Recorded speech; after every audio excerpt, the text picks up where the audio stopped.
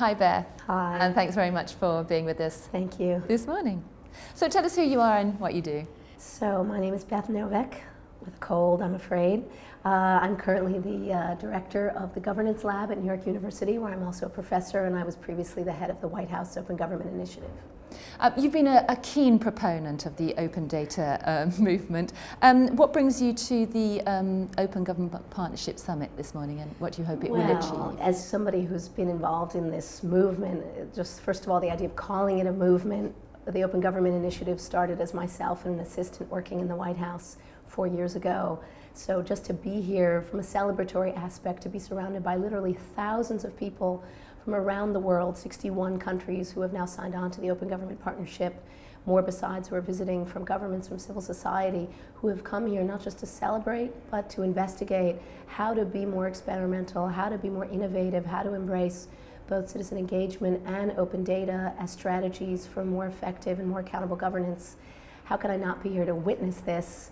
And then, of course, to have the privilege to be part of the conversations here and to speak, and also to host what we're doing upstairs from here, which is a recording booth that we've set up, a kind of OpenGov oral history project called OpenGov Stories, where we are interviewing people from around the world, not from the US, not from the UK.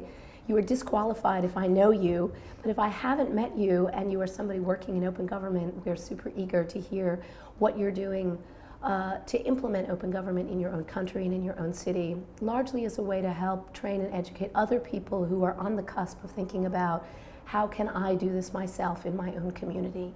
So whether I'm in Akron, Ohio, or in Lima, Peru, we want people to have the courage to take that first step of being experimental by learning from other people. That's fantastic. The open data movement, as you've pointed out, has moved very swiftly. To be here only 4 years later than when you were kind of starting this whole movement off. What have been the major factors in that, and what have pioneers like yourself learnt and been able to pass on about influencing governments towards openness? I think from one of the key linchpins has been the transition in our thinking, first from thinking about open data or transparency as simply a tool of accountability. I don't want to say simply, it's incredibly important when we release spending data, when we release data about the way that government works. But to now thinking about the way that we release the data that government collects and government holds about healthcare, about transportation, about education, that we can use to drive better decision making, the creation of tools that help citizens and consumers better make their own choices about their healthcare, about their education. Essentially open data as a tool of problem solving and of more effective governance.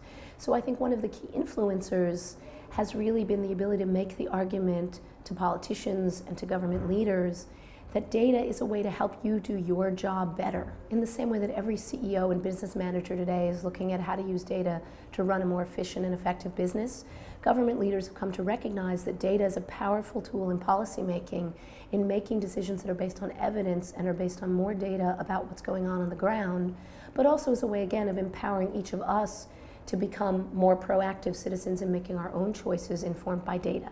So the arguments for accountability, for using data as a way to hold government accountable and responsible have not gone away and are still, if not more valid than they ever were before. But I think in terms of persuasion, getting people to stick a toe in the water, whereas they might not have done so before, the argument that we can make that data helps to create more effective government, it helps to create new businesses, it helps to create job growth and economic growth. The fact that we're beginning to see those returns on investment, I think, is persuading people to venture into the uncharted territories of open data for the first time.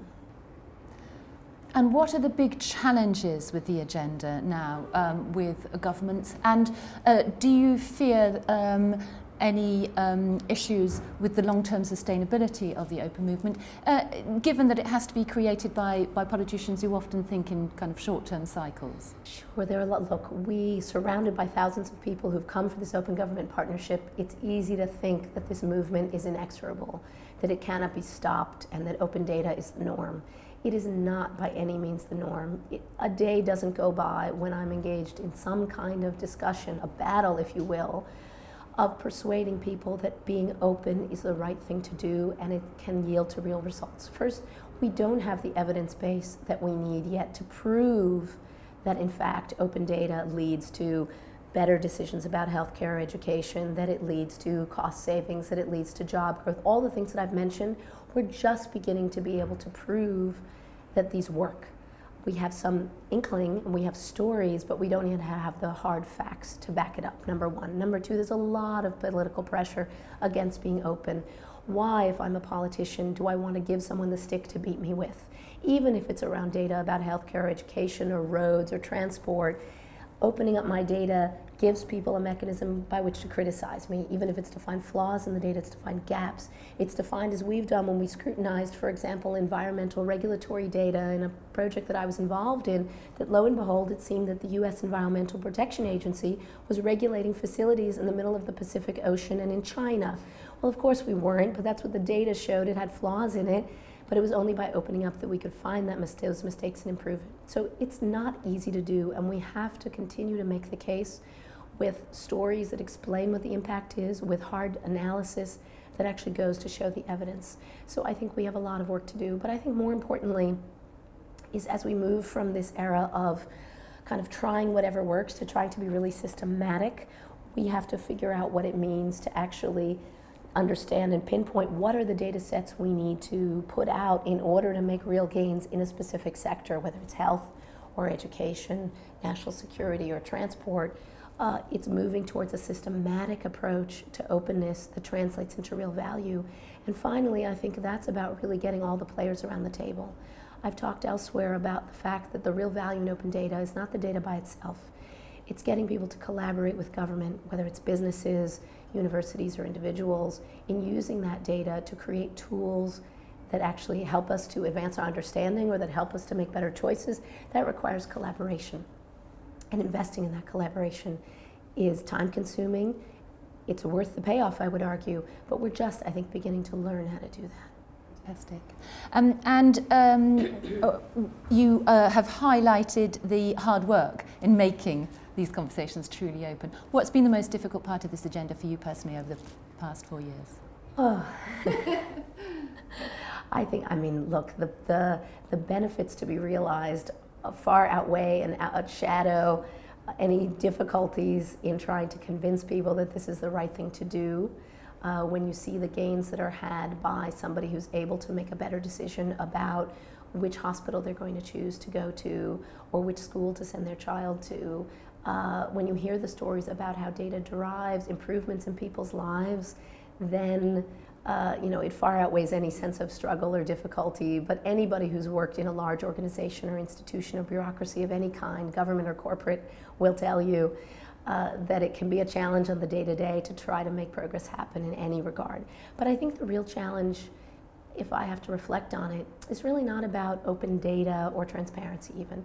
It's about having the faith in people that they are smart, that they will contribute and meaningfully and usefully if asked. So the hardest thing is not, should I open this data, but the notion that if I open the data, someone will take it and make an app with it that helps someone make a decision. The notion that if I put it out, someone will, in a well-intentioned and collaborative and helpful way, actually scrutinize and analyze the data to help a policymaker know what the situation is better on the ground.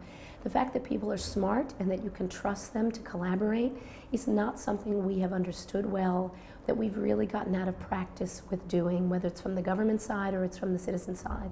So I think the real future is not around the open data movement. It's 4 years from now that I hope we're going to come back and be celebrating the movement around citizen engagement and citizen participation that we've been able to unlock, initially with open data, which has been a tool to engage geeky citizens, nerdy citizens, if you will, in collaborating productively with citizens. But I think the next stage and wave is around engagement with citizens around a whole range of talents and expertise that they have. It's around what I often talk about as crowdsourcing wisely, not widely. Not simply asking 1 million people to vote on something, but asking 10 people who might have particular know-how about a condition in their own community, about a situation on the ground, about something that they're professionally expert in, about something that they've been trained in, to lend their expertise, know-how, and experience to helping to solve a problem. That's going to be the thing I hope we're celebrating 4 years from now. Beth, thank you very much indeed. Thank you.